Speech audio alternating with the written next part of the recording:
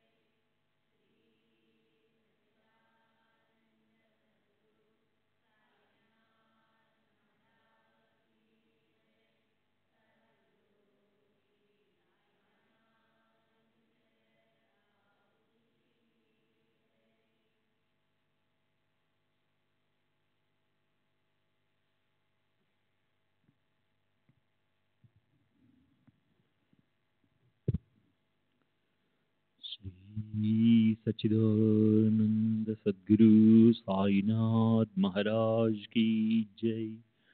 सद्गुरु श्री साईनाथ शरद बाबू जी की जय। శ్రీ సాయినాథాయ నమః. శ్రీ సాయి సచ్చరిత్రము 52వ అధ్యాయం నిన్నటి తరువాయి.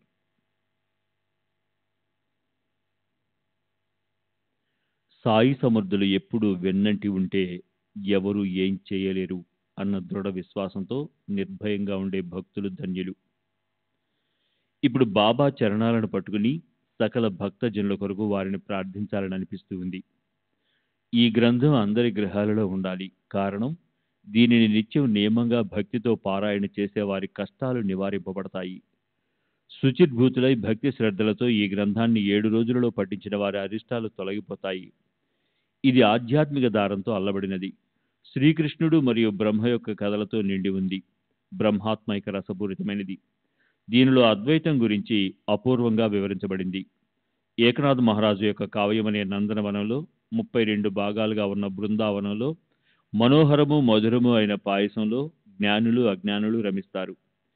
ఈ సచ్చరితను నియమంగా పారాయణ చేసినా లేదా శ్రద్ధగా శ్రవణం చేసినా సాయి సమర్థులు వారి కష్టాలను వెంటనే తొలగిస్తారు.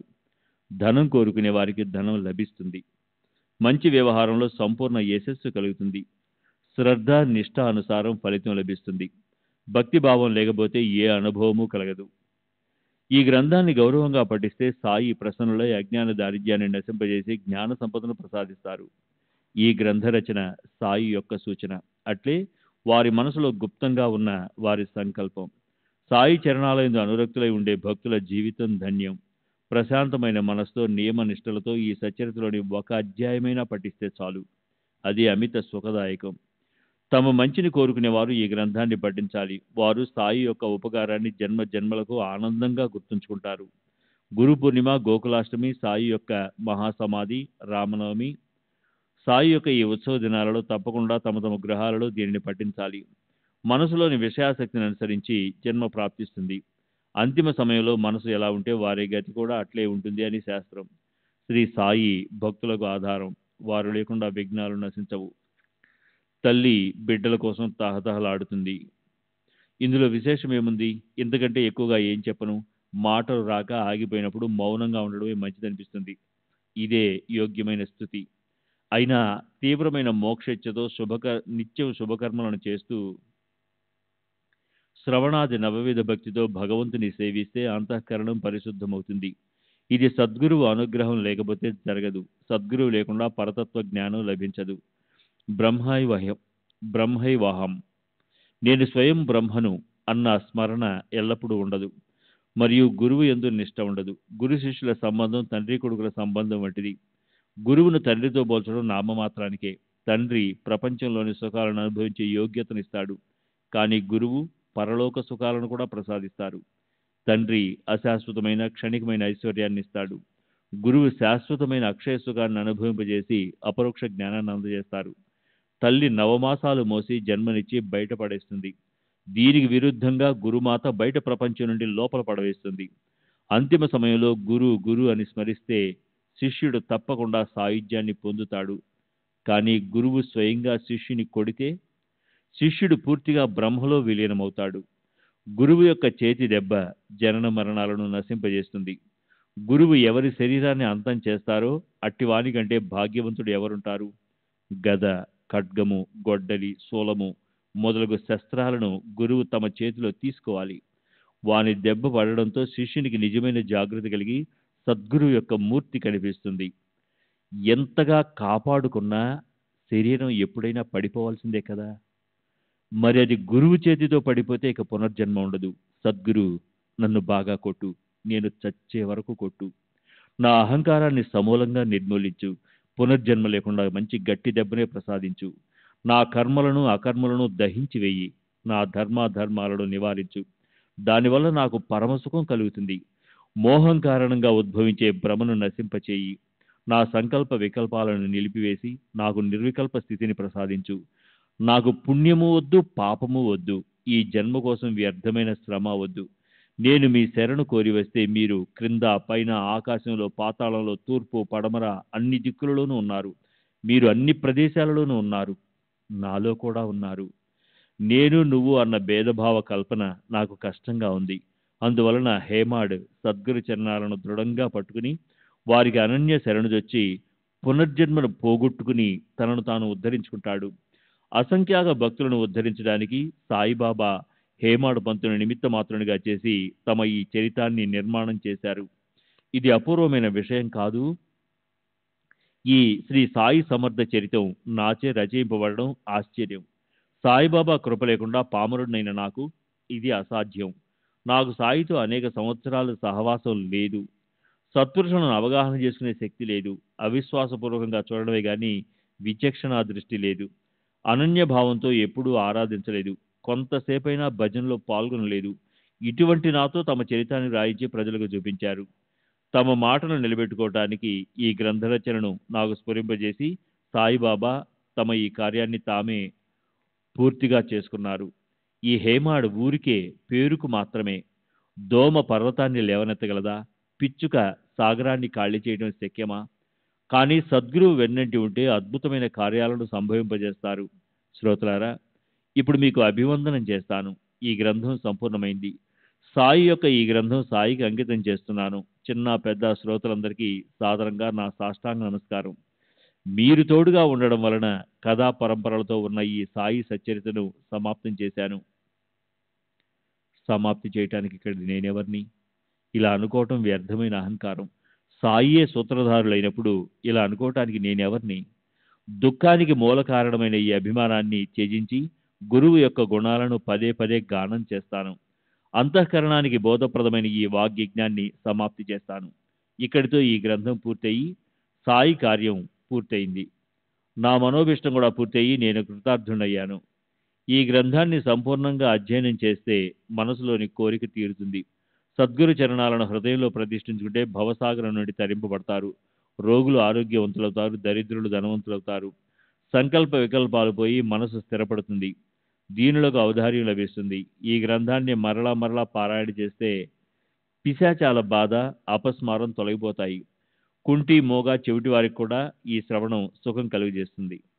అపార శక్తివంతుడైన పరమేశ్వరుని మరచిపోయి అజ్ఞానం వలన మోహంలో చిక్కుకున్న మానవులు ఉద్ధరింపబడతారు. మానవులై పుట్టి అసురుల వలె ప్రపంచాన్ని సుఖాలకు నిలయమని భావిస్తూ శరీరాలను వ్యర్థపరుచుకునేవారు కూడా ఉద్ధరింపబడతారు. సాయినాథుల లీల అగాధం. వారు ఈ హేమాడ్ పంతుకు తమ చరణాలలో శాశ్వతమైన ఆశ్రయాన్నిచ్చి అతనిని తమ సేవకు వినియోగించుకుని ఈ సేవను చేయించుకున్నారు. చివరికి జగత్తును నడిపించేవారు, బుద్ధిని ప్రేరేపించేవాడు అయిన సద్గురు చరణాలయందు అమితమైన భక్తితో కళాన్ని, మస్తకాన్ని అర్పిస్తున్నాను. శ్రీ సద్గురు సాయినాథార్పణమస్తు. శుభం భవతు. శ్రీ సచ్చిదానంద సద్గురు సాయినాథ్ మహారాజ్ కీ జై. సద్గురు శ్రీ సాయినాథుని శరద్ బాబూజీ కీ జై.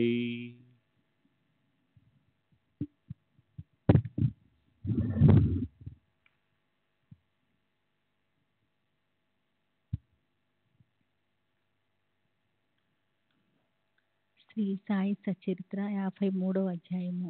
శ్రీ గణేశాయ నమః, శ్రీ సరస్వతాయ నమః, శ్రీ గురుభ్యో నమః, శ్రీ కులదేవతాయ నమః, శ్రీ సీతారామచంద్రోభ్యాయ నమః, శ్రీ సద్గురు సాయినాథాయ నమః. శ్రీ సాయి సాక్షాత్తు ప్రత్యక్ష బ్రహ్మ, సత్పురుష, సామ్రాట్ చక్రవర్తి. వారు సమర్థ సద్గురు అని దిగాంతుల వరకు వారి కీర్తి వ్యాపించింది. వారు బుద్ధికి స్ఫూర్తిని ప్రసాదిస్తారు. ఎందుకంటే వారు జనన మరణాలను, ప్రపంచ భయాలను తొలగిస్తారు.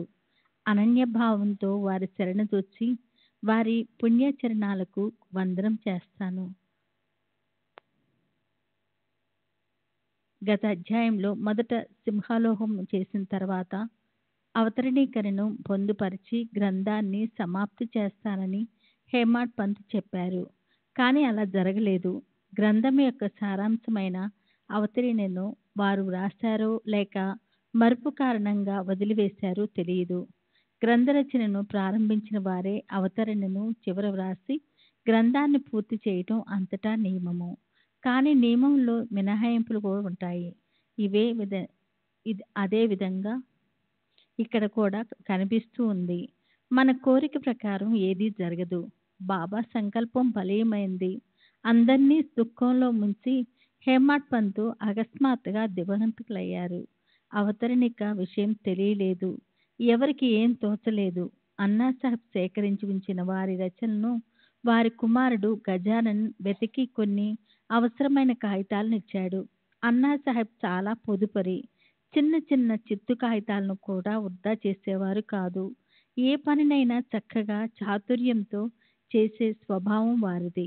చిన్న చిన్న కాగితాల ముక్క కాగితం ముక్కల పైన వ్రాసిన అధ్యాయాలను అలాగే ముద్రణకి ఇచ్చేవారు. అనవసరమైన ఖర్చు వారికి నచ్చేది కాదు. వారి సాటి ఎవరూ రారు. జీవం లేని చిన్న కాగితం ముక్కలపై వారికి దయ కలిగి వీనిని సత్పురుషులైన శ్రీ సాయి సేవలో ఉపయోగించకపోతే ఇవి ఎలా ఉద్ధరింపబడతాయి అని హేమాడ్ పంతుకు అనిపించి కాగితం ముక్కలను పోగు చేసుకొని వాని ద్వారా ఈ సేవను చేయించి ఉండవచ్చు. ఇది వారి ఉదాత్తమైన ఉద్దేశం కావచ్చు. చివరి అధ్యాయం కూడా అట్లే కాగితం ముక్కలపై వ్రాసి ఉండవచ్చు. కానీ ఎంత ప్రయత్నించినా అవతరణిక లభించలేదు. విషయాన్ని గజానన్ రావు మొదలగు వారితోనూ మరియు బాబాసాహెబ్ తర్కర్తోనూ కూడా చెప్పడం జరిగింది. వారందరూ అవతరణిక ఉండవలసిందేనని తమ ఉద్దేశాన్ని తెలిపారు. దీన్ని వ్రాయటానికి బాబాసాహెబ్ ఒక సమయాన్ని నిర్ణయించి శ్రీ సాయిలీలలో ప్రచురించారు. కానీ ఆ గడువు ముగిసిపోయిన అవతరణిక అవతరించలేదు. హేమాడ్ అంటే గోవిందరావు, సద్గుణాలకు గని. వారి నోటికి వేదాంతం కంఠోపాఠము. ఈ గ్రంథంలో ప్రాసాదిక వాణి ప్రకటమైంది. గురువు యొక్క అనుగ్రహ చర్య అద్భుతం. సాయి సద్గురువు యొక్క భక్తులు అసంఖ్యాకం. వారిలో హేమాడ్ పంతు కవిరత్నం. వారికి సాటి అయిన ప్రజ్ఞావంతుడు మహాపురుషుడు దీన్ని రచించగలడు. అవతరణిక ఎక్కడి నుంచి అవతరించలేదు. నా మనసుకు చింత పట్టుకుంది. దత్త గురువు స్వరూపులైన సాయినాథుని ప్రార్థించి వారి అనుగ్రహాన్ని వేడుకున్నాను. నేను పామరుణ్ణి, మందబుద్ధిని, విద్యాగ్రంథం లేనివాణ్ణి, కవిత్వాన్ని అసలే ఎరుగని వాణ్ణి. చందోబద్ధమైన రచనను ఎలా చేయగలను? నాకు ఒకే ఆధారం శ్రీ దత్తగురువు. వారి అనుగ్రహం ఉంటే చాలు. వారు దోమచే మేరు పర్వతాన్ని లేవనెత్తించగలరు. వారి శక్తి అమోఘము. శివస్వరూపులైన సాయి నారాయణ్ణి మరలా ప్రార్థించాను.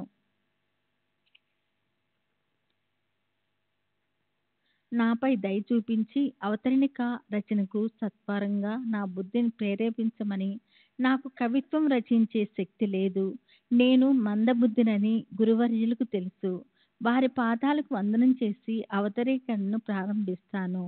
శ్రీ సాయి సచ్చరిత్రలోని గ్రంథ భాగమైన ఈ అవతరణికను గణపతి రూపమైన సాయే పూర్తి చేస్తారు. వారి వైభవము అద్భుతము, అసమానము. నేను నిమిత్త మాత్రుని మాత్రమే.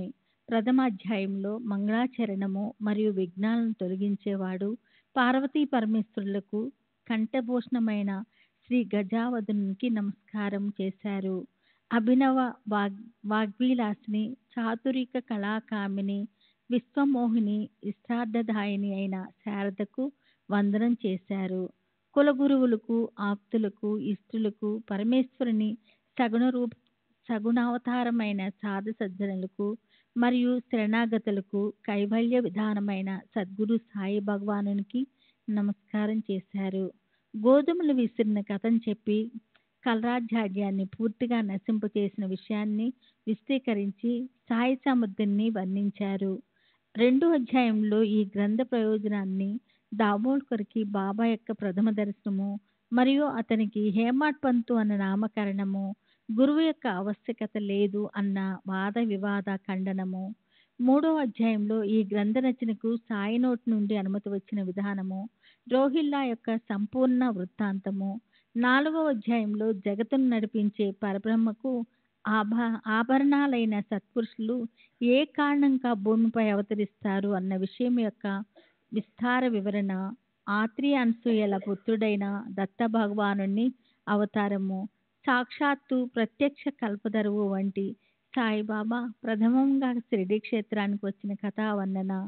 5వ అధ్యాయంలో సాయి షిరిడి క్షేత్రంలో గుప్తమై శ్రీమంతుడైన చాందు పాటేలు వెంట మరలా ప్రకటమై అందరినీ ఆశ్చర్యపరచడం, గంగగిర్ వగైరా సాధువులతో కలిసి ఉండటము, దూరం నుండి స్వయంగా నీటిని తమ తలపై మూసుకుని వచ్చి ఉద్యానవనాన్ని పెంచడం గురించి వర్ణన. శ్రీ సచిదానంద సద్గురు సాయినాథ్ మహారాజ్ కి జై. సద్గురు శ్రీ సాయినాథుని శరత్ బాబూజీ की जय.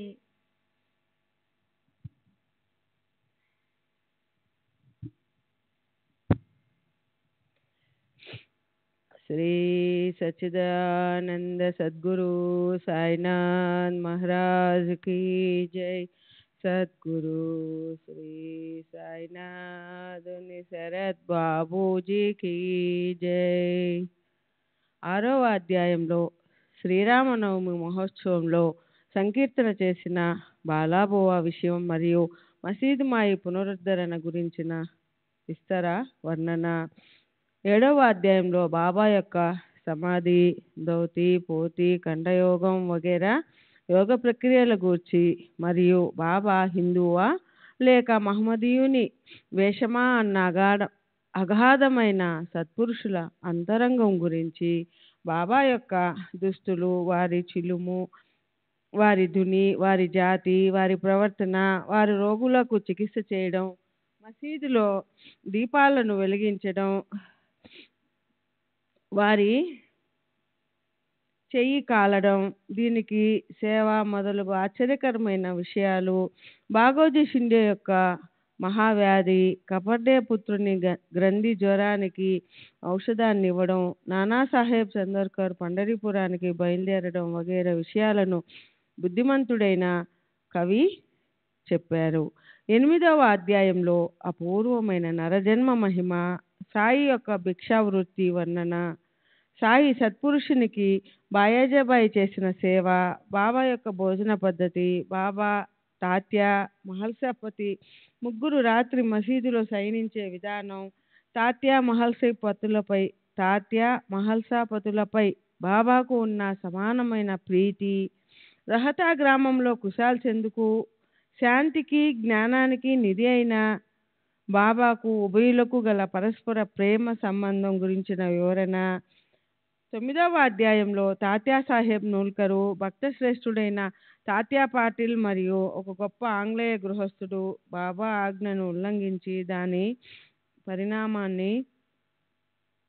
పరిణామాన్ని అనుభవించడం, బాబా భక్తులతో పంచ మహాయజ్ఞాలను చేయించడం, భిక్షాన్నాన్ని సేవించడం, భిక్ష చేయడానికి అధికారం కలవారి లక్షణాల వివరణ, ప్రార్థనా సమాజంలోని బాబూ సాహెబ్ తర్కడ్ సాయి భక్తుడవడం, అతని నిష్ఠ, ఉత్కృష్టమైన అతని కథా వర్ణన। 10వ అధ్యాయంలో 4 మూరల పొడవు, బెత్తెడు వెడల్పు గల చెక్క పలకను చూరుకు అడ్డంగా వేలాడగట్టి దానిపై యోగీశ్వరులైన సాయిబాబా శయనించడం, వారు షిరిడీలో ఎప్పుడు అడుగు పెట్టారు, అక్కడ ఎన్ని సంవత్సరాలు ఉన్నారు, తమ శరీరాన్ని ఎప్పుడు త్యజించారు అన్న విషయాలను హృదయాంగంగా వర్ణించడం, ఏ కోరికలు లేక మనసు ప్రశాంతంగా ఉన్న పైకి పైశాచిక వృత్తిని కనబరుస్తూ ప్రజల శ్రేయస్సునే ఆలోచించే గురుదేవుని సుస్థిరమైన మనోవృత్తి గురించి, వేద శాస్త్రాలలో తెలియజేసిన ధర్మ లక్షణాలను, లోక వ్యవహారాన్ని, పరమార్థాన్ని బోధించడంలో మరియు భక్తులు కాని వారి మనసులను పరీక్షించడంలో సాయి సద్గురువు యొక్క విశిష్ట చాతుర్యం మరియు బాబా యొక్క ఆసనం, బాబా జ్ఞానం, బాబా ధ్యానం, బాబా స్థానం, వారి మహిమ, వారి సామర్థ్యం గురించిన వర్ణన। 11వ అధ్యాయంలో బాబా యొక్క సచ్చిదానంద స్వరూప స్థితి, అంతటా వ్యాపించిన వారి ప్రఖ్యాతి, డాక్టర్ పండిత్ యొక్క ప్రేమ, భక్తి, సిద్దిక్ పాల్కే యొక్క పూజ్య భావం, బాబా మేఘాలను, సుడిగాలిని అదుపులో ఉంచడం, భక్తులను అగ్ని జ్వాలల నుండి సంరక్షించడం గురించిన రసభరిత వర్ణన। 12వ అధ్యాయంలో కాకా మహాజని, ధూమల్, నిమోన్కర్, ఒక మమల్తేదారు, ఒక డాక్టర్ గురించిన వేరువేరు విషయాల మధుర వర్ణన, నాసిక్లోని అగ్నిహోత్రి, గోలప్స్వామి యొక్క శిష్యుడైన మూలే శాస్త్రి యొక్క సంశయం, అతనికి సాయి దర్శనంలో కలిగిన విశేషమైన అనుభవం యొక్క వర్ణన। 13వ అధ్యాయంలో నల్ల కుక్కకు పెరుగన్నం పెట్టడంతో బాలాషింపి యొక్క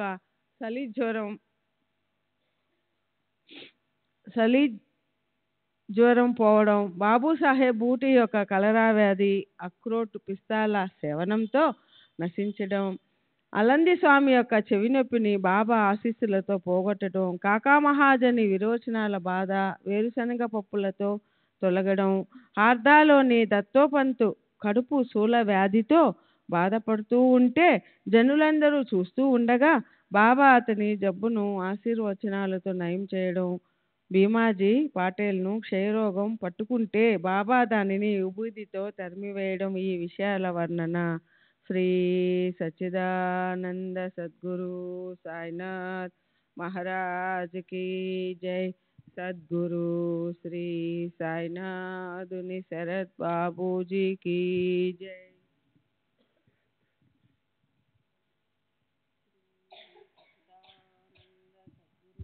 साईनाथ महाराज की जय. सद्गुरु श्री साईनाथुनि शरद बाबू जी की जय.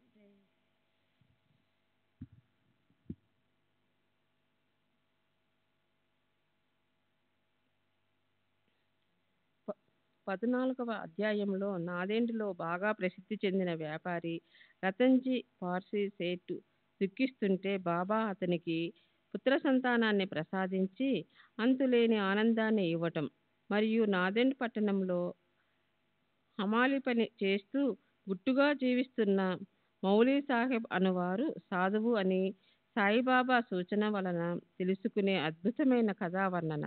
15వ అధ్యాయంలో సాయిబాబా దాసగనుకు నారదీయ కీర్తనా పద్ధతిని వివరించటం, చోల్కరుకు చక్కెర వేసిన టీని త్రాగించి అతని వ్రతాన్ని సమాప్తి చేయటం, బల్లి కిచకిచమని చప్పుడు చేయగా బాబా కథను చెప్పటం, ఔరంగాబాదు నుండి బల్లి వచ్చి మసీదులోని బల్లిని కలుసుకున్న కథా వర్ణన.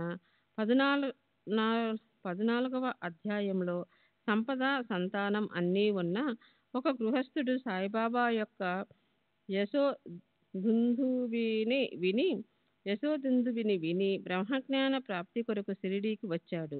బ్రహ్మజ్ఞానాన్ని అభిలషించే వారికి ముందు ప్రపంచంపై మోహం, ధనాశక్తి, లోభం తొలగిపోవాలి. జేబులో రూపాయల నోట్లు ఉన్న బాబా కొరకు అది కాసేపటి కోసం 5 రూపాయలను అప్పుగా ఇవ్వని వాడికి బ్రహ్మ ఏ విధంగా లభిస్తాడు? సుందరమైన సాయిబాబా బోధనా పద్ధతి. హేమట్ పంతు ప్రసాదిక వాణి 2 పాలు పంచదార కలిసినట్లుగా మనోహరమైన కథా వివరణ. 17వ అధ్యాయంలో పూర్వకథానుసంధానం, బ్రహ్మజ్ఞానాన్ని గురించి విస్తారంగా చెప్పటం, ధనలోభం యొక్క నిర్మూలనం గూర్చిన మధుర వర్ణన. శ్రీ సచ్చిదానంద సద్గురు సాయినాథ్ మహారాజ్ की जय. सद्गुरु श्री साईनाथुनि शरद बाबू जी की जय.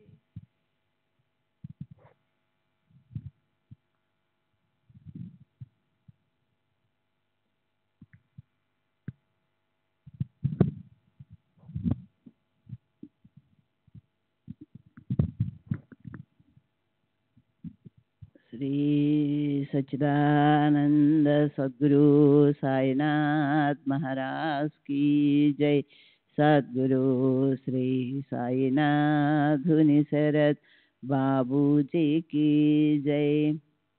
18వ అధ్యాయంలో సాఠే యొక్క గురుచరిత్ర కథ, రాధాబాయికి ఉపదేశం గురించి చెప్పిన విషయం, హేమాడ్ పంతును అనుగ్రహించిన కథావర్ణన.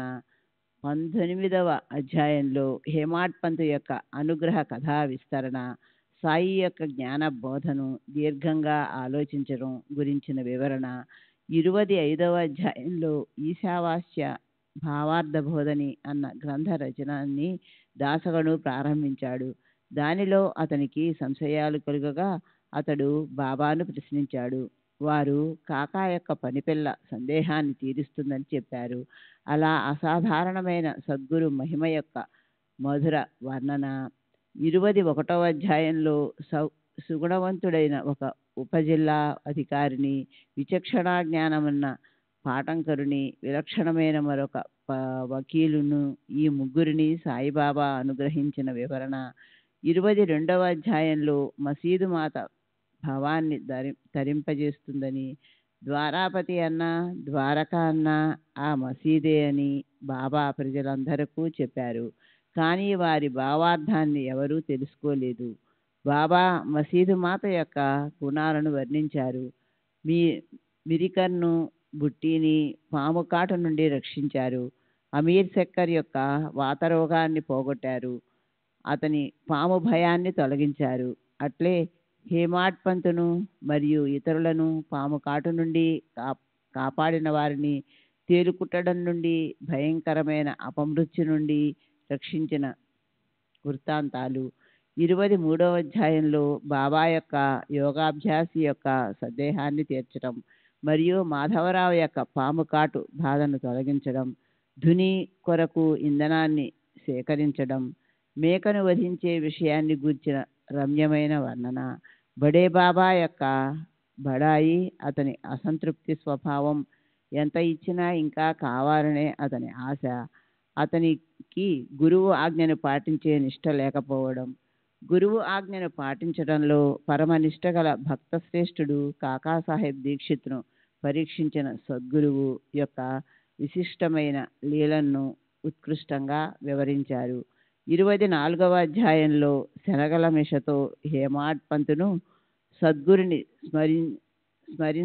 స్మరించనిదే విషయ సుఖాలను అనుభవించరాదు అని బోధించారు.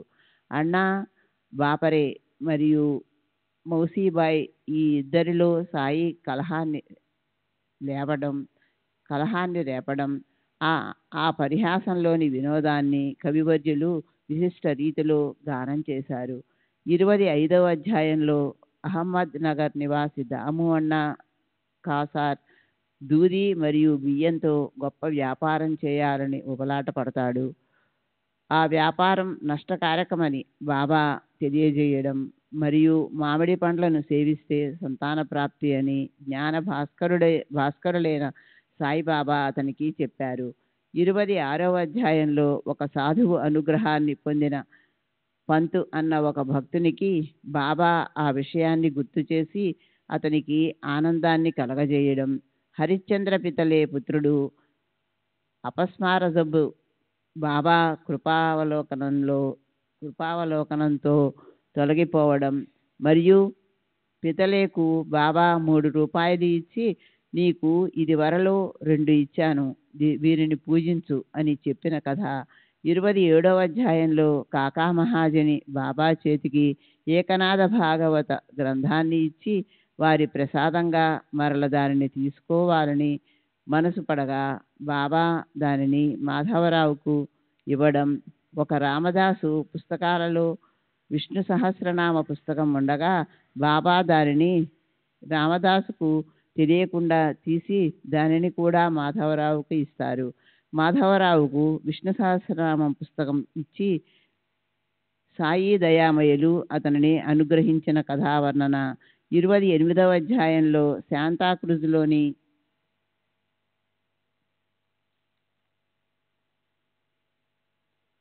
భక్తుడు లక్ష్మీచంద్ మున్హి, బర్హానుపురంలోని చిడీబాయి బ్రాహ్మణుడు పుణ్యాత్ముడు అయిన మేఘు సాయి బాబా చరణాలను ఆశ్రయించడం, వారందరికీ స్వప్న దృష్టాంతాలను ఇచ్చి వారు మేలుకొన్న తరువాత వారికి అనుభవాలను కలుగజేసిన సద్గురు మాత యొక్క అంతుపట్టని విధానాన్ని తెలియజేశారు.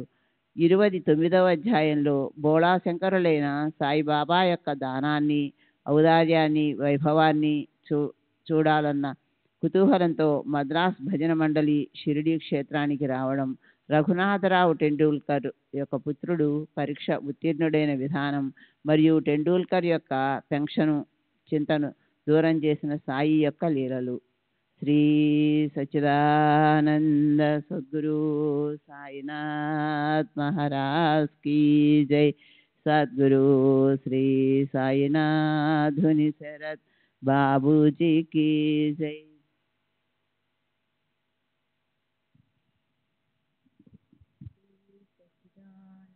సద్గురు సాయినాథ్ మహారాజ్ కీ జై.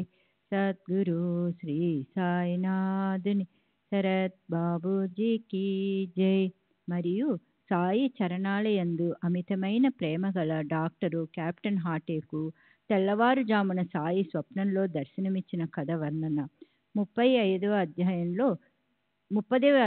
అధ్యాయంలో సప్తశృంగిదేవి ఉపాసకుడు కాకాజీ వైద్యుడు సత్పురుష శ్రేష్ఠులైన సాయిబాబాను చూడమని దేవి ఒక దృష్టాంతాన్ని ఇవ్వటం, ఆ దేవికి మొక్కును తీర్చుకోవటానికి 30 ఏళ్ల తరువాత శ్యామారావు అక్కడికి వెళ్ళటం, రహతా సేటు, కుశాల్ చందుకు పంజాబీ బ్రాహ్మణుడు రామ్లాలు వీరిద్దరికీ షిరిడీకి బయలుదేరమని సాయి స్వప్నంలో చెప్పిన వివరణ.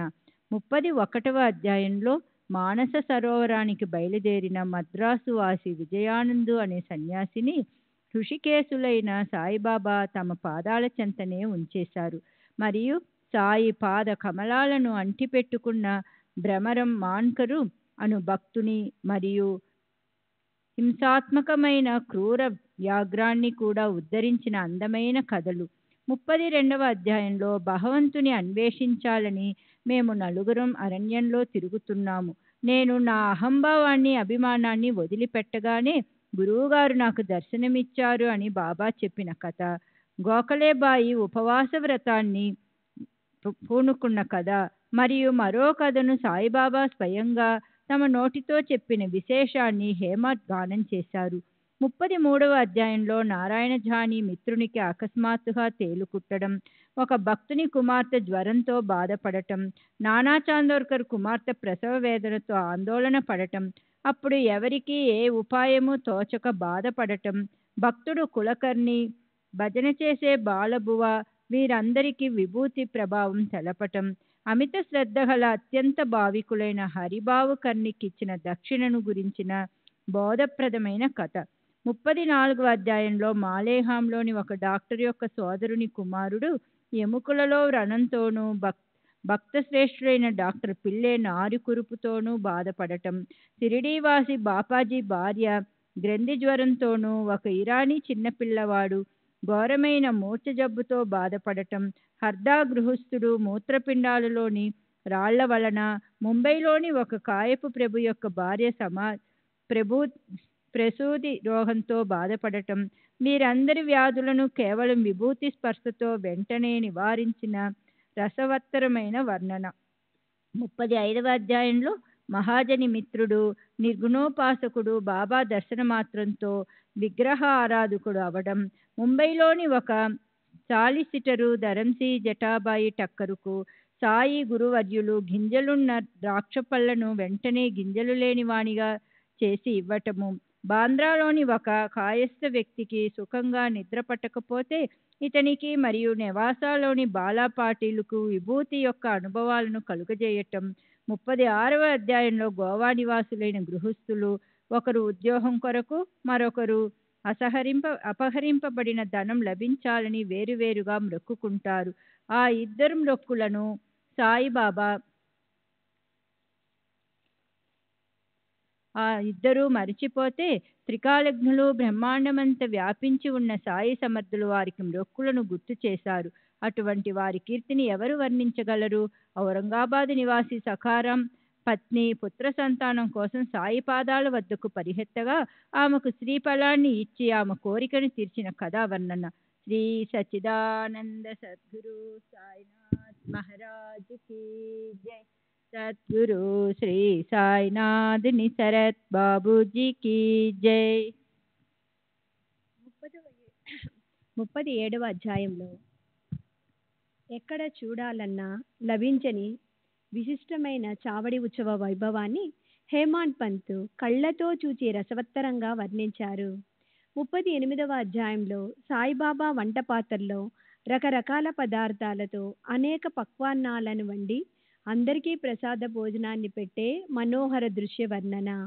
39వ అధ్యాయంలో తద్విద్ది ప్రణిపాతేన అన్న గీతా శ్లోకానికి అర్థం బాబా నానా చాందోర్కర్కు వివరంగా చెప్పి అతని సంస్కృత భాషాభిమానాన్ని తొలగించటం. సత్పురుష సామ్రాట్ అయిన సాయి బాపుసాహెబ్ బూటీకి మందిర నిర్మాణానికి ఆజ్ఞాపించి దృష్టాంతాన్ని ఇచ్చిన వృత్తాంతం.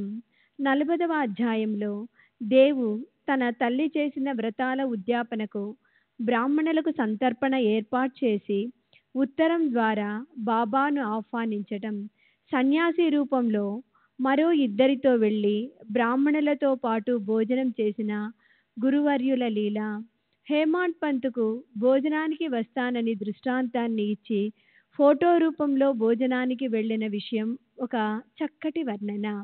41వ అధ్యాయంలో బాబా పటం తన ఇంటికి వచ్చిన విషయంలో అంతుపట్టిన సద్గురువు యొక్క మహిమను కని భక్తులకు విస్తారంగా రమణీయంగా తెలియచేశారు. బాబా రుద్రావతారంపై దేవునిపై ఎర్రని అగ్ని వలె మండిపడుతూ కోపంతో తిట్లను కురిపించారు. దేవుతో శ్రీ సాయి నారాయణుల జ్ఞానేశ్వర్ని నిత్యం నియమంగా పఠించు అని చెప్పటమే కాక పఠించే విధానాన్ని స్వప్నంలో తెలియచేసిన విషయాన్ని హేమాడ్ పంత్ వివరించారు. 42వ అధ్యాయంలో భక్తుడు తాత్య బాబాకు త్రిపుండ్ర లేపనం చేయటం, సాయిబాబా తమ శరీరాన్ని త్యజించటాన్ని గూర్చిన సూచన, రామచంద్ర మరియు తాత్య పాటేల్ మరణాలను తప్పించటం, సాయి సద్గురుని నిర్వాణ వార్త శ్రోతలను కలవరపెట్టడం, హేమాడ్ పంత్కు ఆందోళన కలిగించిన పవిత్ర కథ. 43వ అధ్యాయంలో సాయిబాబా శరీరాన్ని త్యజించారన్న విషయం గత అధ్యాయంలో అసంపూర్తిగా మిగిలిపోగా దానినే హేమాడ్ పంత్ ఇక్కడ సంపూర్తి చేశారు. 45వ అధ్యాయంలో ఒకసారి కాకాసాహెబ్ దీక్షిత్, కాకా మహాజని మరియు మాధవరావులతో పాటు ఏకనాథ భాగవతాన్ని పఠిస్తుండగా దీక్షిత్తుకు సందేహం కలిగింది. మాధవరావు ఆ సందేశాన్ని తీర్చగా అది అతనికి నచ్చకపోవటం, ఆనందరావు పాకటే తన స్వప్నాన్ని తెలియచేసి దీక్షిత్ అనుమానాన్ని తొలగించటం, చూరుకు వేలాడకట్టిన చెక్కబల్లపై మహాసాపతి ఎందుకు శయనించలేదు అన్న సంశయాన్ని సాయి సమర్థులు తీర్చిన కథా విశేషం. 46వ అధ్యాయంలో సాయిబాబా యొక్క సర్వ వ్యాపకత్వం గురించి, వారి తమ స్థలంలోనే ఉన్న అంతటా పర్యటించే వారి వలె జనులకు చమత్కారాన్ని చూపటం, వారు విచిత్రంగా కాశీ గయలకు వెళ్ళినట్లు నిదర్శనాన్ని చూపిన అద్భుత చరిత్ర సాయి చెప్పగా శ్యామ వారిని గైతో పటం రూపంలో చూచాడు. 2 మేకల పూర్వజన్మ వృత్తాంతాన్ని సాయి శంకరులు తమ నోటితో రమ్యంగా చెప్పిన పవిత్ర కథా వర్ణన. 47వ అధ్యాయంలో ఒక పాము మరియు కప్పల యొక్క పూర్వజన్మల గురించి మరియు ఒక లోబి యొక్క పూర్వజన్మ వృత్తాంతాన్ని బ్రహ్మ విష్ణు మహేశ్వరుల రూపమైన సాయిబాబా వర్ణించారు. శ్రీ సచ్చిదానంద సద్గురు సాయినాథ్ మహారాజ్ की जय. सद्गुरु श्री साईनाथुनि शरद बाबूजी की जय. श्री सच्चिदानंद सद्गुरु साईनाथ महाराज की जय. सद्गुरु श्री साईनाथुनि शरद बाबूजी की जय. శత్రుత్వం, హత్య మరియు రుణం వీటిని తీర్చుకోవటానికి పునర్జన్మ కలుగుతుందని సాయిబాబా సెలవిచ్చిన హృదయ అంగమైన కథామృత పానం 148వ అధ్యాయంలో సేవడే అను ఒక భక్త శ్రేష్ఠుని వకీలు పరీక్ష గురించి మరియు భక్తి భావం లేని సపట్నేకర్ను సాయిబాబా అనుగ్రహించిన కథ. 49వ అధ్యాయంలో ముంబై నివాసి హరికానోబా మరియు సోమదేవ స్వామి బాబాను పరీక్షించాలని షిరిడీ వచ్చారు. వారు బాబా దర్శనం చేసుకున్నప్పుడు బాబా వారి మనసులోని విషయాన్ని తెలియచేయక వారు లజ్జితులై సాయి చరణాలకు శరణుజొచ్చి జన్మ జన్మల పాపాలను పోగొట్టుకున్నారు. ఒకసారి బాబా వద్ద కూర్చొని ఉన్న నానా ఒక స్త్రీని చూచి మనోవికారానికి లోనైన వృత్తాంతం యొక్క వర్ణన 50వ అధ్యాయంలో త్వద్విద్ధ ప్రణిపాతేన గీతా శ్లోకానికి హేమాడ్ పంత్ అర్థాన్ని విస్తారంగా వివరించారు. 51వ అధ్యాయంలో హరి సీతారాం దీక్షిత్, దురందర్ సోదరులు బాలారాం, నాందేడ్ వకీల్, పుండలీకరావు వీరు మొదట షిరిడీకి ఏ విధంగా వచ్చారు, ఆ ఒక్కొక్కరి అద్భుత కథలను శ్రవణం చేసిన శ్రోతలు విస్మితులవుతారు. వారి మనసులలో ప్రేమ సముద్రం ఉప్పొంగే వృత్తాంతం. 52వ అధ్యాయంలో దుష్టుల దుర్మార్గాన్ని నశింపచేసి సజ్జనులను సంరక్షణ చేయవలనని సాయిబాబాను హేమాడ్ పంత్ ప్రార్థించడం, మరియు ఈ గ్రంథం యొక్క సింహావలోకనం సమాప్తి చేసి సద్గురు చరణాలలో మనసును లీనం చేసి శిరస్సును కళాన్ని వారికి అర్పించి కృతార్థుడవడం. ఈ విధంగా గోవిందరావు శ్రీ సాయి సచ్చరితంలోని అధ్యాయాలను పూర్తి చేశారు. భక్తిగా వారి పాదాలకు వందనం చేసి విశ్వాసానికి మాత అయిన సద్గురువుకి ప్రణామం చేస్తాను. అధ్యాయాల సారాంశాన్ని తెలియపరిచేదాన్ని అవతరణిక అని అంటారు. కైవల్యపురానికి చేరుకోవాలని కోరుకునే ముముక్షువులకు ఇది సన్మార్గదర్శిక. సుందరమైన గొప్ప శాలువకు జతపరిచిన పాత అంచులా ఉందని దీనిని అగౌరవపరచిన ఈ దాసుని మనవిని చతురులైన శ్రోతలు ఒకసారి వినండి. ఈ గ్రంథం శాలువా కాదు, సుందరమైన ఒక శిశువు. ఈ బిడ్డకు దృష్టి దోషం తగలకుండా ఈ బాబా బాలుడు ఈ అవతరణికను నల్లటి దిష్టి చుక్క వలె పొందుపరిచాడు. శ్రీ సచ్చిదానంద సాయినాథ్ మహారాజ్ కీ జై. సద్గురు శ్రీ సాయినాథుని శరత్ బాబూజీ కీ జై.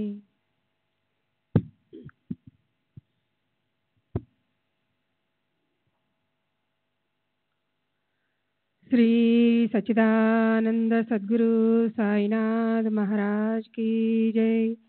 సద్గురు శ్రీ సాయినాథుని శరత్ బాబూజీ కీ జై.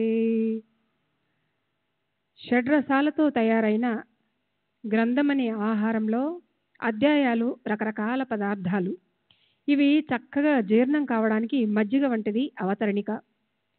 ఎప్పుడూ కోరికలను తీర్చే కామధేనువు వలె ఈ గ్రంథం పవిత్రమైన అధ్యాయాలనే అవయవాలతో ఉన్నది. దీనికి దృష్టి దోషం తగలకుండా మెడలో వేసే దృష్టి పూసల మాల వంటిది ఈ అవతరణిక. ఇప్పుడు హేమాడ్ పంతు అనుసరించిన అధ్యాయాలలోని పద్ధతిని నా బుద్ధికి తోచిన విధంగా చెప్తాను. శ్రోతలు సావధానంగా వినండి. మొదట సద్గురు స్తవనము, తర్వాత వేదాంత వర్ణన, సాయి యొక్క బ్రహ్మస్వరూప వర్ణన, తర్వాత భక్తుల అనుభవాలను చెప్పారు. హేమాడ్ పంతు వాజ్మయంలోనూ శాస్త్ర జ్ఞానంలోనూ బాగా ప్రావీణ్యం ఉన్నవారు. పైగా సద్గురు సాయి ప్రసన్నులై ఈ గ్రంథం అనే పక్వాన్నాన్ని తయారు చేయడానికి అతన్ని ప్రతిభా సంపన్నులను చేశారు. ఈ గ్రంథంలోని జ్ఞాన మాధుర్యాన్ని అనుభవించిన వారికి జనన మరణాలు ఉండవు. అంతేకాదు పరమపదమైన అక్షయ మోక్ష సంపద లభిస్తుంది. హేమాడ్ పంతు యొక్క రసవత్తరమైన వాణికి సాయి అనుగ్రహ లాభం జోడై సాయి పాలు చెరుకు రసం కలిపిన మధుర రసం వలె తయారైన ఈ గ్రంథం యొక్క శోభను ఎంతని వర్ణించగలము? గ్రంథ రచయితలు అనేక మంది ఉంటారు, కానీ విశ్వానికి ఆధారమైన శ్రీ విష్ణువు యొక్క అవతారమైన సద్గురువు లభించకపోతే ప్రాసాదిక వాణి ప్రాప్తించదు. శాస్త్రాలు బాగా అధ్యయనము,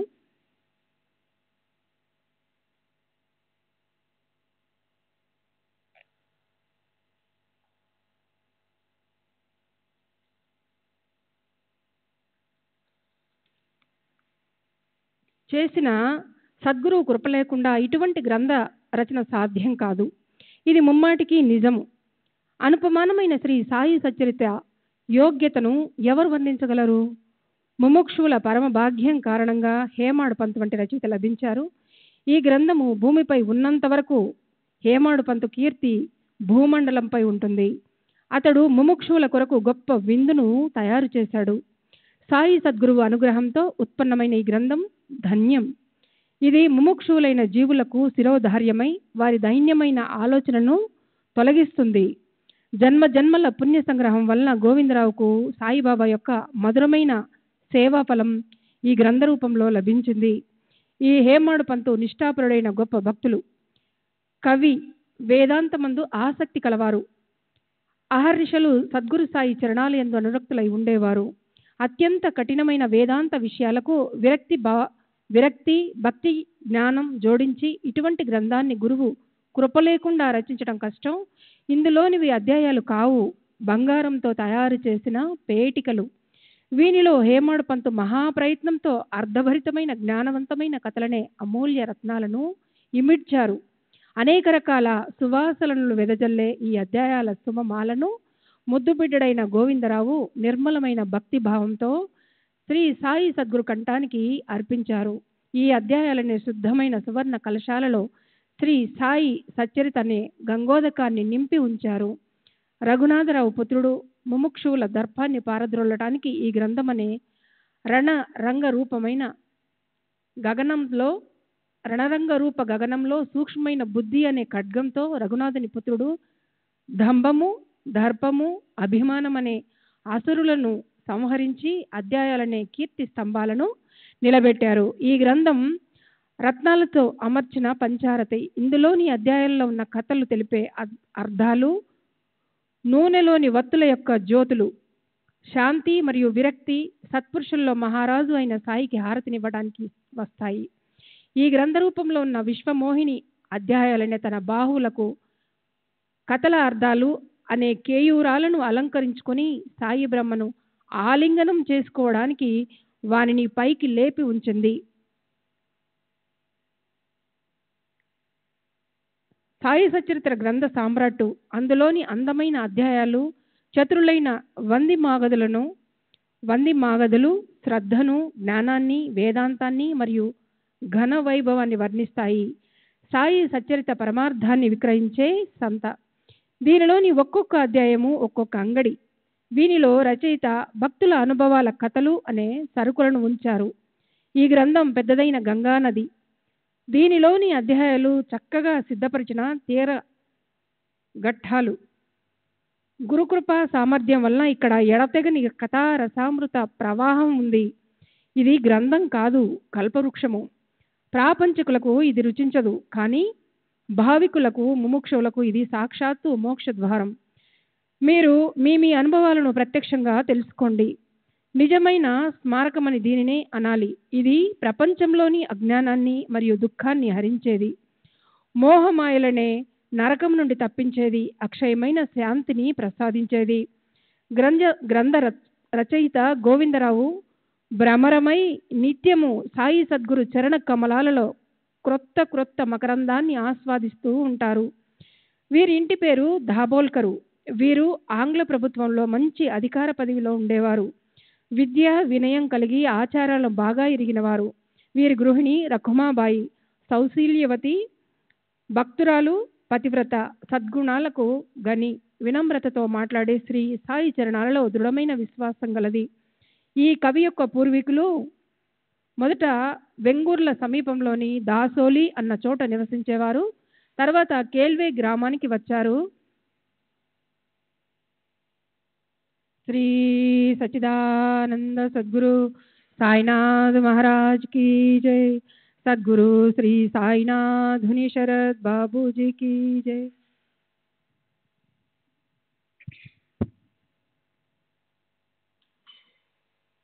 క్రీస్తు శకం 1859వ సంవత్సరంలో మార్గశిర మాసంలో శుక్ల పంచమి రోజున రఘునాథుని భార్య లక్ష్మీ గర్భాన పుణ్యరాశి అయిన గోవిందరావు జన్మించారు.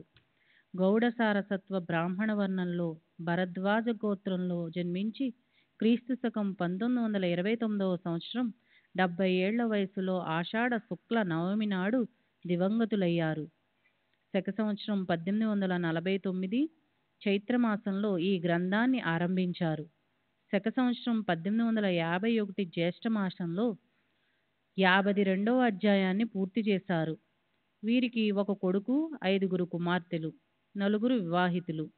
పుత్రునికి కూడా వివాహమై వైద్యశాస్త్రం చదువుతున్నాడు. అవివాహిత అయిన పుత్రిక కూడా డాక్టర్ కావాలని చదువుతున్నది. ఇప్పుడు గురుచరిత్రలో మరియు ఇతర గ్రంథాల్లో సూచించిన పారాయణ పద్ధతిని మరియు సప్తాహ పద్ధతిని సుగమమైన రీతిలో చెప్తాను. శ్రోతలు దయవుంచి శ్రద్ధగా వినండి. ముందుగా అంతఃకరణాన్ని పరిశుద్ధం చేసుకుని భక్తిభావంతో పారాయణ చేయాలి. 1 లేక 2 లేదా 3 రోజుల్లో పారాయణ పూర్తి చేస్తే సాయినారాయణుడు సంతుష్టులవుతారు. లేదా చక్కగా సప్తాహాన్ని చేయండి. మీకు పుణ్య సంపత్తి పోగవుతుంది. సాయిబాబా మీ మనసులోని కోరికను తీర్చుతారు. ప్రాపంచిక భయాలు తొలగిపోతాయి. గురువారం రోజు ఉదయాన నిత్యకృత్యాలను త్వరగా ముగించుకుని స్నానం చేసి ఆసనపై కూర్చుని పారాయణను ప్రారంభించండి. అరటి ఆకులతోనూ మరియు వస్త్రాలతో అలంకరించిన ఒక పెద్ద మండపాన్ని తయారు చేసుకోండి. అందులో ఎత్తుగా ఒక పీట కానీ బల్ల కానీ వేసి చుట్టూ కళ్ళకు ఆకర్షణీయంగా రంగురంగుల ముగ్గులు వేయండి. సాయి సద్గురుని ప్రతిమను కానీ లేక అందమైన వారి చిత్రపటాన్ని కానీ ఎత్తైన ఆసనంపై ఉంచి భక్తిభావంతో వందనం చేయండి. శ్రీ సచిదానంద సద్గురు సాయినాథ్ మహారాజ్ కీ జై. సద్గురు శ్రీ సాయినాథుని శరద్ బాబూజీ కీ జై.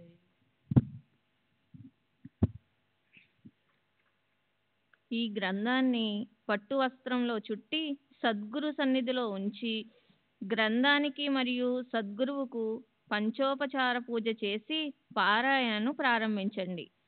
పాలు లేక పలహారాలను గాని లేదా వేపిన ధాన్యాన్ని ఒక్కపూటే తిని 8 రోజులు ఉపవాస వ్రతం చేయండి.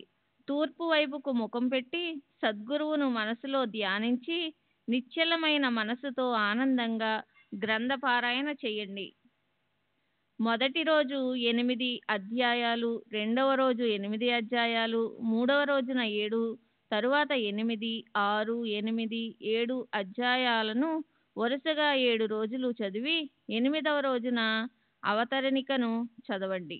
8వ రోజున వ్రతపారాయణ చేయండి. సాయి నారాయణునకు నైవేద్యాన్ని సమర్పించి బ్రాహ్మణులకు, ఆప్తులకు, మిత్రులకు మంచి భోజనాన్ని మరియు యథాశక్తి దక్షిణను ఇవ్వండి. ఆ రాత్రి వైదిక బ్రాహ్మణులను ఆహ్వానించి వారిచే వేద పఠనాన్ని చేయించండి. తరువాత వారికి పంచదార వేసిన మధురమైన పాలను మరియు సంభావనను ఇచ్చి వారిని సంతృష్టిపరచండి. చివర సద్గురు చరణాలకు ప్రణమిల్లి వారికి ఉచితమైన దక్షిణను సమర్పించి దానిని షిరిడి సంస్థాన నిధి అభివృద్ధి కొరకు పంపాలి. సాయి భగవానులు ప్రసన్నులై భక్తులకు వరాలను ప్రసాదిస్తారు. ప్రపంచ దుఃఖమనే సర్పాన్ని నశింపజేసి మోక్షనిధిని చూపిస్తారు. శ్రోతలారా, మీరు సాధువులు, మా ఆనందానికి ఆశ్రయం. మీ పాదాల వద్ద ఈ దాసుని విన్నపం. అవతరణికను మరచిపోండి కానీ మూల గ్రంథం యొక్క భావంపై మీ ధ్యానాన్ని ఉంచండి. శ్రోతలారా, మీరు కాలుణ్ణి అంతం చేయగల సజ్జనులు. మీ చరణాలయందు శిరసు నుంచి ఈ బాబా బాలుడు ఈ దాసుని యందు ఎల్లప్పుడూ దయ ఉంచమని ప్రార్థిస్తున్నాడు.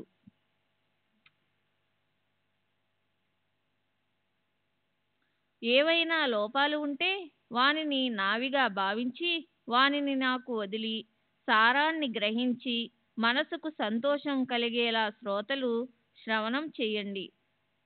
నమో సాయి శివానందన, నమో సాయి కమలాసన, నమో సాయి మధుసూదన, పంచవదన సాయి నమో, నమో సాయి అత్రినందన, నమో సాయి పాకశాలన, నమో సాయి నిసారమణ, వహ్ని నారాయణ సాయి నమో, నమో సాయి రుక్మిణీవర, నమో సాయి చిత్ భాస్కర, నమో సాయి జ్ఞానసాగర, జ్ఞానేశ్వర శ్రీ సాయి నమో. ఈ అవతరణికన వాక్ పుష్పాంజలిని మరియు నమస్కారాల నామావళిని గురుచరణాలకు అర్పించి సాయిమాత ప్రసన్నులు కావాలని ప్రార్థిస్తున్నాను. ఇది శ్రీ సాయి సద్గురు ప్రేరితం బాబాదాసుడు బాల విరచితమైన శ్రీ సాయి సమర్థ సచ్చరిత్రంలో అవతరణిక అను 53వ అధ్యాయం సంపూర్ణం. శ్రీ సద్గురు సాయినాథార్పణమస్తు. శుభం భవతు. శ్రీ సచిదానంద సద్గురు సాయినాథ్ మహారాజ్ కీ జై. సద్గురు శ్రీ సాయినాథుని శరత్ బాబూజీ కీ జై.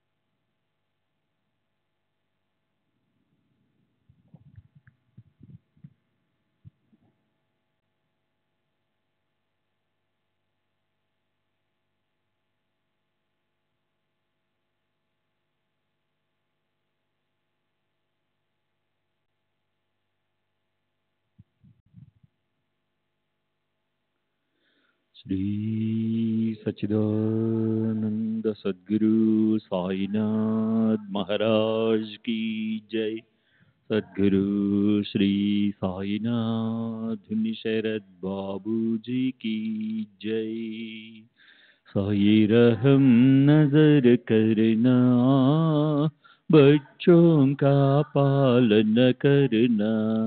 साई रहम नजर करना, बच्चों का पालन करना। जाना तुमने जगत पसार, सब ही झूठ जमाना। जाना तुमने जगत पसार, सब ही झूठ जमाना। साई रहम नजर करना, बच्चों का पालन करना। साई रहम नजर करना, बच्चों का पालन करना। मैं अंधा हूँ बंदा आपका, मुझसे पथ दिखलाना। मैं अंधा हूँ बंदा आपका, मुझसे पथ दिखलाना। साई रहम नजर करना, बच्चों का पालन करना। साई रहम नजर करना, बच्चों का पालन करना। दास गण कहे अब क्या बोलूं, थक गई मेरी रसना। दास गण कहे अब क्या बोलूं, थक गई मेरी रसना। साई रहम नजर करना, बच्चों का पालन करना। साई रहम नजर करना, बच्चों का पालन करना। रहमो नजर करो अब मोरे साई, तुम बिना नहीं मुझे माँ बाप बाई। रहमो नजर करो मैं अंधा हूँ बंदा तुम्हारा। मैं अंधा हूँ बंदा तुम्हारा। मैं ना जानू, मैं ना जानू, मैं ना जानू अल्लाह इलाही। रहमो नजर करो, रहमो नजर करो अब मोरे साई। तुम बिना नहीं मुझे माँ बाप बाई। रहमो नजर करो काली जमाना, मैंने गमाया। काली जमाना मैंने गमाया। साथी आखिर का, साथी आखिर का, साथी आखिर का तुम बिना कोई। रहमो नजर करो, रहमो नजर करो अब मोरे साई। तुम बिना नहीं मुझे माँ बाप बाई। रहमो नजर करो अपने मस्जिद का झाड़ू गणो है। अपने मस्जिद का झाड़ू गणो है। मालिक हमारे, मालिक हमारे, मालिक हमारे तुम बाबा साई। रहमो नजर करो, रहमो नजर करो अब मोरे साई। तुम बिना नहीं मुझे माँ बाप बाई। रहमो नजर करो। श्री सच्चिदानंद सद्गुरु साईनाथ महाराज की जय। सद्गुरु श्री साईनाथ निशरद बाबू जी की जय।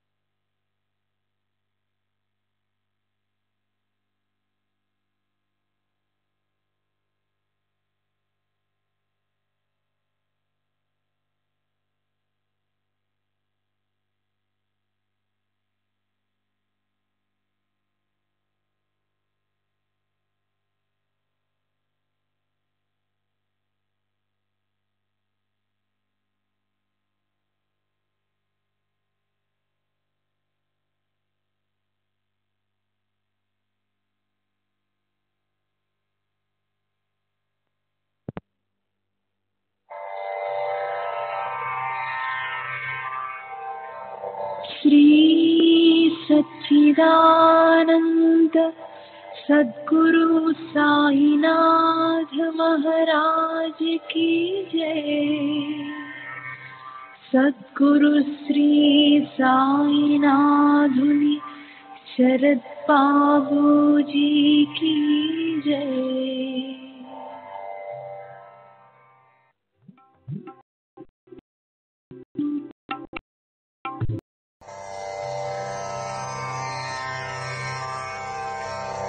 श्री सच्चिदानंद सद्गुरु साईनाथ महाराज की जय।